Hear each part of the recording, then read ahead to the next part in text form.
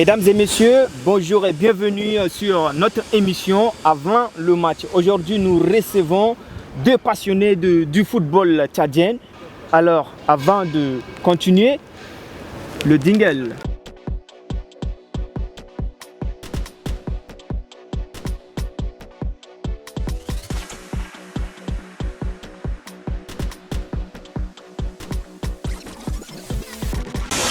Au sein de l'estade de Maréchal Idriss Déby Itno, à qui nous débattons sur le match des Sao contre les Ghana, les Black Stars du Ghana. Bonjour messieurs, veuillez vous présenter à nos auditeurs, nos téléspectateurs.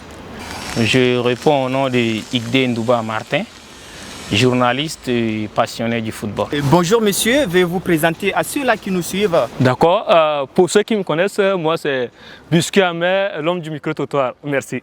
Alors, comment ça se passe donc déjà nous sommes à la 72e heure du match contre les Ghana. Quelles sont donc vos réactions? Déjà, nous savons que l'actuelle équipe du Sao n'est pas vraiment une équipe compétitive. Si nous voyons les statistiques, déjà nous avons perdu les 6 matchs.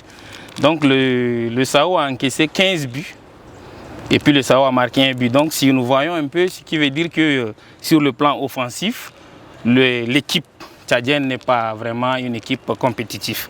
Déjà, on dit souvent que la meilleure défense est l'attaque. Mais le Sao en a perdu. On a perdu parce que le Sao a marqué un seul but sur les 6 rencontres. Déjà avec le nouveau coach, on ne sait pas ce qui doit se passer. Mais pour moi cette rencontre, c'est une rencontre un peu spéciale parce que déjà le Ghana qui est déjà premier dans cette poule, il a 15 points. Peut-être jouer contre Sao, s'il prend les 3 points, il est à 18 points. Donc pour eux, c'est un match qui est à l'abri. Mais nous sommes ici au pays, donc on sait que le Sao va jouer à l'intérieur. Et ça fait plus de 6 ans, si nous voyons bien, si je me rappelle bien, ça fait depuis 2019 que le Sao a joué à domicile. Et le Sao a fait match nul à domicile, si on se rappelle, parce que le Sao datant et le Sao d'aujourd'hui, il y a quand même une nette différence. Mais cette nouvelle équipe, c'est une équipe jeune, parce que déjà l'entraîneur à son niveau, il a privilégié les jeunes. Il a privilégié les jeunes et ce n'est que normal, parce que déjà le football actuel, on a besoin des joueurs qui bougent au terrain. On n'a pas besoin des gens qui vont marcher sur le terrain. Donc c'est une équipe jeune. Espérons que cette équipe jeune va apporter quand même quelques changements dans le jeu de Sao. Et là, le Sao joue aussi à domicile. C'est ça aussi un côté, le côté un peu avantageux du Sao parce qu'ils vont jouer à domicile. Donc peut-être à domicile, il y aura un peu de changement. Mais pour moi, l'équipe Sao actuelle n'est pas une équipe compétitive parce que si nous voyons les statistiques, ça ne donne pas trop par rapport aux autres Sao entre-temps.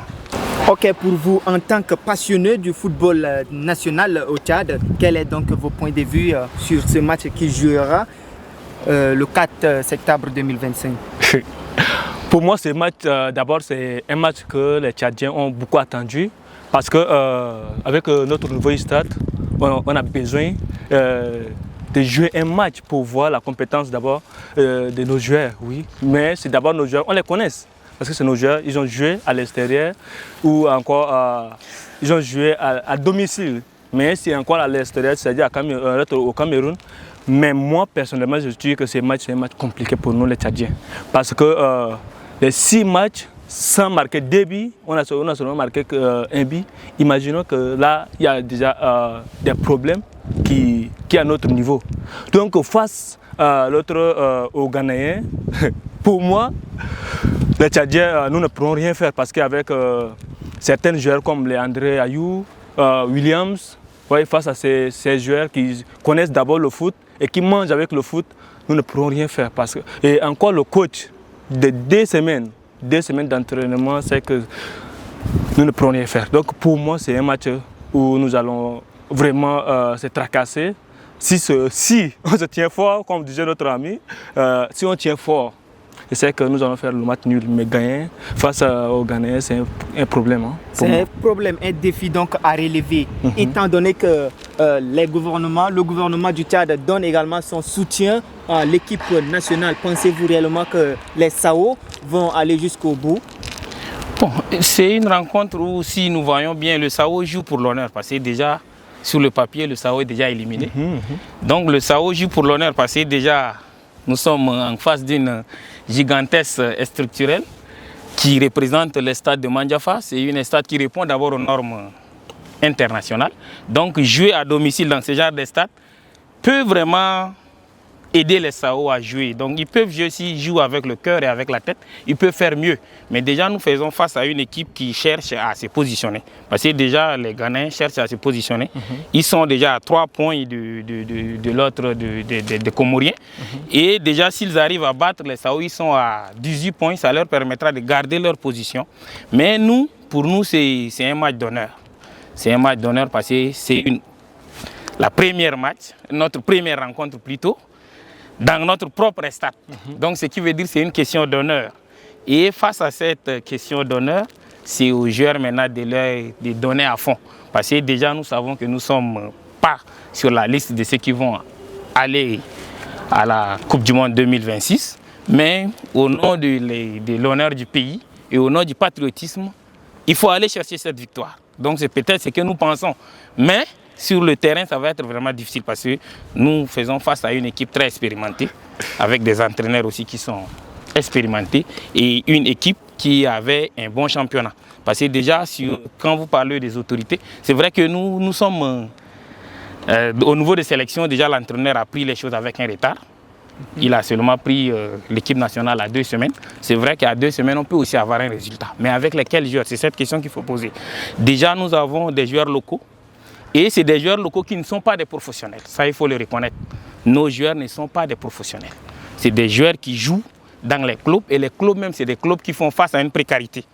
Qui ne peuvent pas prendre charge des joueurs. Parce qu'il y a des joueurs où, laisser peut-être, c'est pas bien de le dire, mais il y a des joueurs qui sont des joueurs en journée, des clandemans la nuit, parce qu'ils n'ont pas de moyens. Ils n'ont pas de moyens parce que déjà l'équipe, on les paye juste des primes d'entraînement, primes de match, il n'y a pas de salaire. Il y a des gens qui signent des faux contrats parce qu'ils n'ont rien. Donc, ce qui veut dire que les joueurs, c'est des joueurs qui ne sont pas des professionnels. Et avec ces championnats qui n'ont pas un bon niveau de concurrence, nous avons sélectionné quelques joueurs. Et il y a aussi un problème parce que quand on dit SAO, ça ne peut pas dire N'Djamena parce que déjà à chaque fois qu'il y a une sélection, nous faisons juste un tour ici à N'Djamena. Mais ça serait vraiment louable que l'entraîneur puisse aussi chercher les joueurs dans les provinces parce que ça lui permettra d'avoir un large, d'abord une équipe composée de différents joueurs parce que déjà au niveau des provinces on a des championnats. Donc maintenant c'est à la fédération de mettre des moyens pour que l'entraîneur puisse sillonner les provinces. S'il ne peut pas sillonner les provinces, il faut aussi chercher des recruteurs. Parce que déjà si on voit qu'un joueur peut se tenir, on peut aussi l'envoyer en N'Djamena.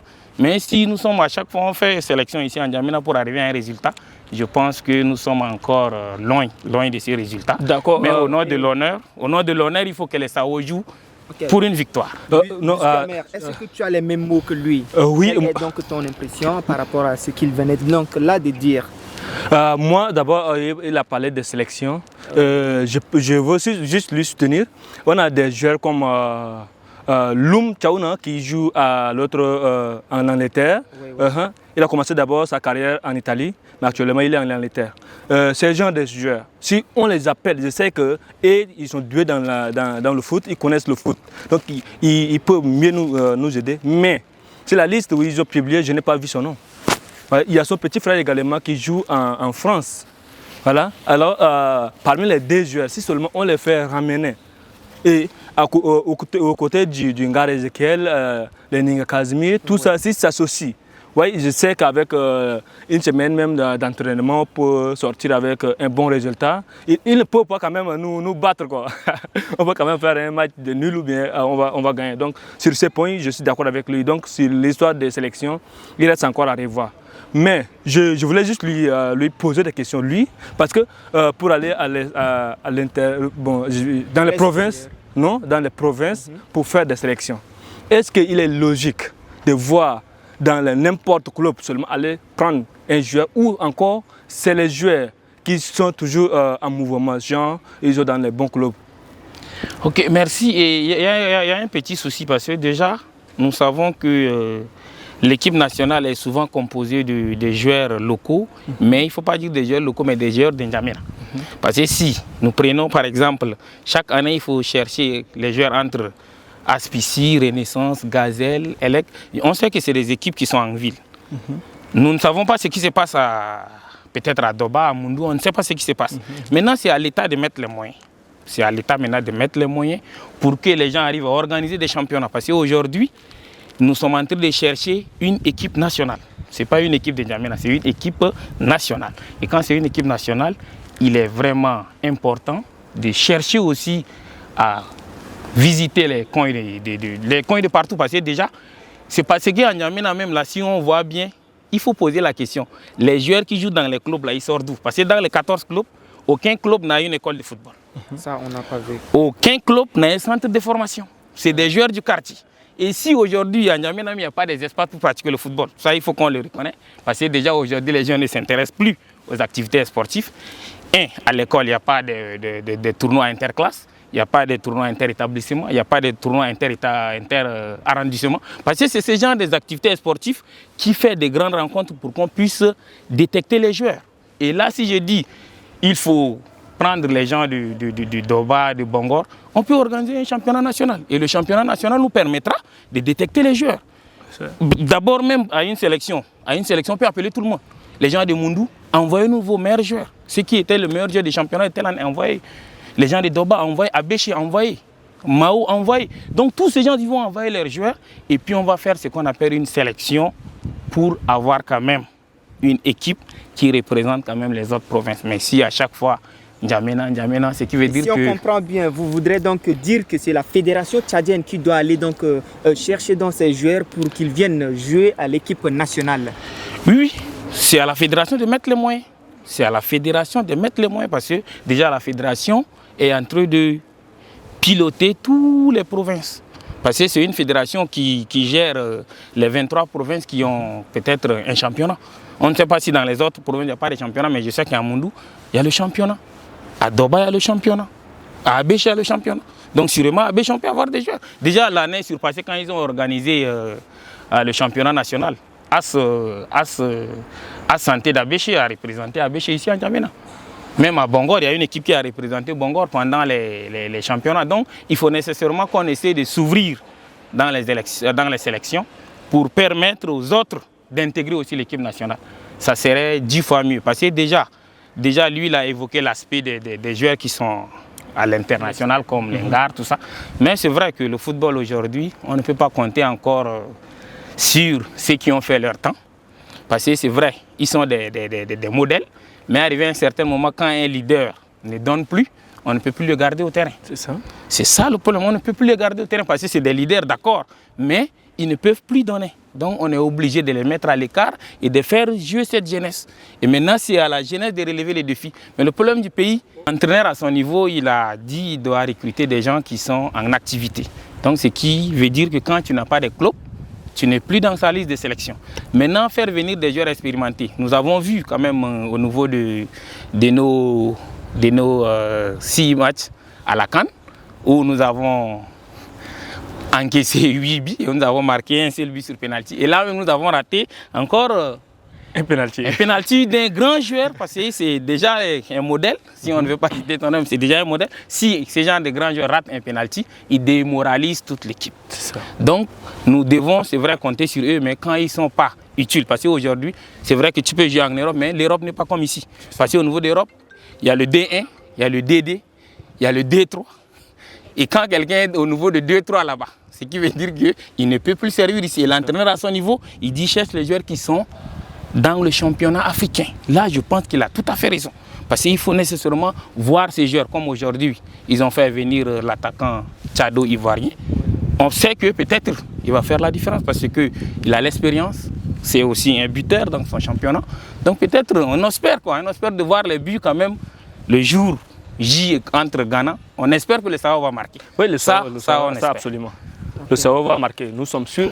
Et vous avez dit qu'il n'y a pas une école de foot ici au Tchad, mais je vois un petit qui a créé de son côté une école de foot.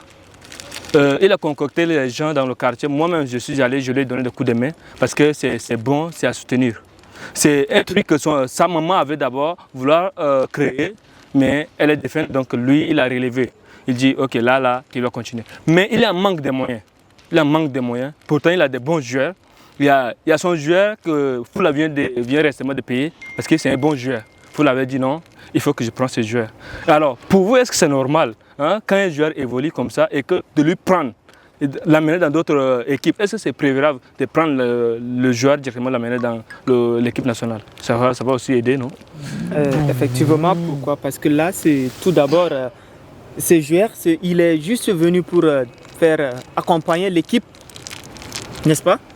Bon, à mon niveau, je pense qu'il y a ce genre de joueurs, parce qu'aujourd'hui, quand on voit Bahit, c'est pas un joueur que Foula en a recruté aussi au niveau de l'autre. Ouais. Donc, mais le problème est que, est-ce que ces joueurs peuvent relever les défis? Parce qu'aujourd'hui, Bahit est arrivé, le chouchou des championnats, mais il a fini quand même aujourd'hui sans club. C'est pourquoi il ne fait pas partie des listes, parce qu'il devait être parmi ces jeunes. Mais c'est un jeune, mais on peut dire un jeune qui n'est pas déjà utile sur le plan sportif, parce qu'il n'a pas de club. Et quand quelqu'un n'a pas de club, il ne peut rien servir, parce qu'on ne peut pas prendre quand même un militaire en retraite pour dire qu'il faut l'amener en guerre, parce que ça c'est impossible. Il faut nécessairement prendre un militaire en activité. Pour vous, après plusieurs années de défaites, quelle solution pour que les Sao puissent donc mener à bras ouverts pour donc pouvoir gagner ce match? Pour gagner ce match, d'abord, c'est comme moi je vois, l'entrée est d'abord gratuite, c'est ce qui est bon. Et un plus pour nous. Un plus pour nous, parce que je sais que beaucoup de gens vont venir soutenir le Sao. Et vous savez que quand on voit certains matchs de l'extérieur, c'est les supporters qui font gagner le match. C'est-à-dire que si seulement les supporters, les gens viennent nombreux pour soutenir d'abord les Sao, je sais que là, ça va les donner du courage, ça va les encourager et puis ils vont gagner le match. Mais pas seulement parce que ce n'est pas les supporters qui vont descendre au terrain.